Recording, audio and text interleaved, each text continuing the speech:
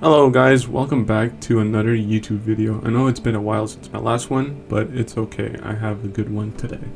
Today we'll be talking about key ideas and arguments presented by Wendy Brown in her book In the Ruins of Neoliberalism, which examines the impact of neoliberalism on society, politics, and the economy and considered how its effects can be seen in today's world.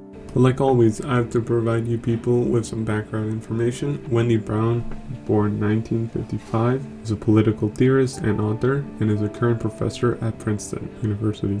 She has written books about neoliberalism, sovereignty, and political thought. She has been influenced by the likes of Coe and Nietzsche. She could be considered to some a post-humanist. What are post-humanists? Well, they follow postmodernism, and that can be a very vague topic. It's generally considered a philosophical movement that emerged in the mid-20th century as a response to the perceived limitations and failures of modernism. It is characterized by a rejection of the idea of absolute truth and objective reality, instead emphasizing the importance of individual perspective and experience. Postmodernism is also often include skepticism towards grand narratives or overreaching explanations for human history and experience, and the focus on the fragmented and diverse nature of reality.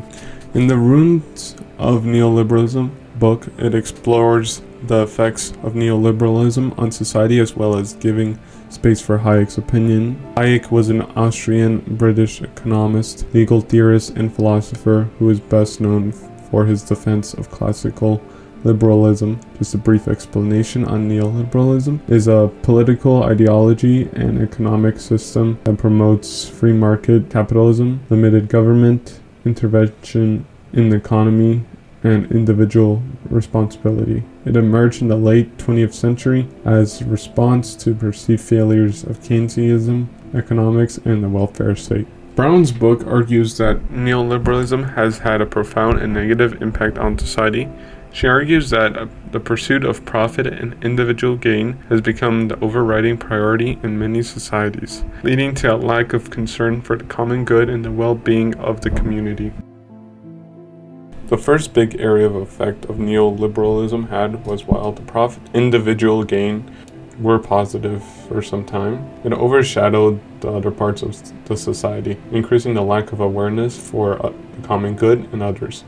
While Brown herself says on page 25 that democracy was one of the weaker styles that came from the times of early century European modernism alongside of nation states and capitalism. The idea of the common good is important. Neoliberalism has done quite the opposite effect, and we might have to bring back democratic values in our world.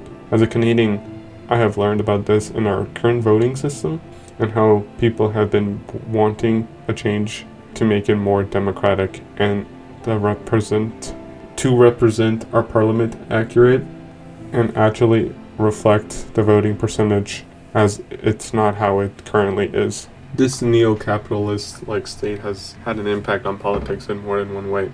The first is with the growing group of elite with a lot of power and wealth. This leads to more of a social division of wealth inequality. With certain people gaining power in the political sphere, we have seen the rise of authoritarianism and again the rise of the far left and far right politics in many countries around the world. The book says it's because of the failed promises of neoliberalism that people have felt the need to go to the extreme to find simple solutions for complex problems. The book argues that this has had a corrosive effect on democracy, as the interests of the wealthy and powerful come to dominate political decision-making. That has also been seen recently with the likes of FTX and their heavy investments into the Democratic Party and fraud charges laid towards FTX. Something that I liked about this book is especially when it talked about the two political sides of the spectrum. It's that not only that both sides have problems, but both sides can learn from each other. And it's not just putting one side down. We can see this a lot happening in media platforms, as most places have inherent biases to one side of the spectrum. For the left, Brown says on page 42, it struggles to articulate the various powers generating differential, constructive, and positional social subjects. What I take from this is that they have no problems with providing the public with good ideas. It's actually having them placed and actually work, or having a dominant figure in, let's say, the public sphere. The left could take notes from the right.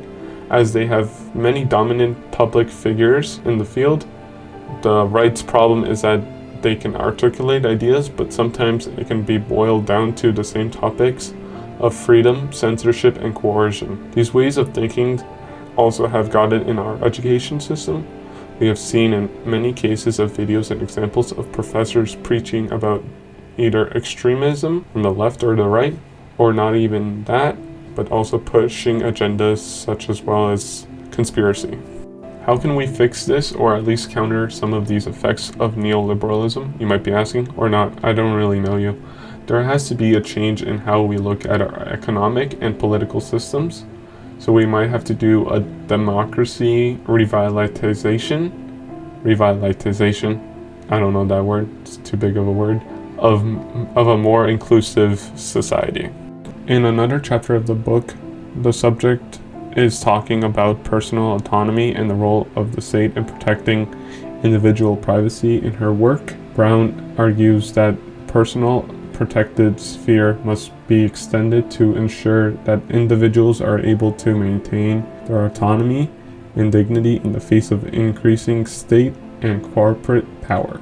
Brown believes that the expansion of the personal sphere is necessary to safeguard against the erosion of individual rights and to promote a more just and equal society. And with this book being released before COVID really hits in 2019, it's shocking that she sort of predicted similar events, and she has been on several podcasts discussing how the pandemic and protest brings out the crisis of neoliberalism in its wake. But guys, that was just a brief introduction to this topic and author. I enjoyed this book as it was an easy read, and the topic, of course, was interesting, as the system is something we were born into and also raised, and it's always interesting to see what's next for certain political systems, especially how influential they can be to not only your life, but the global world as a whole.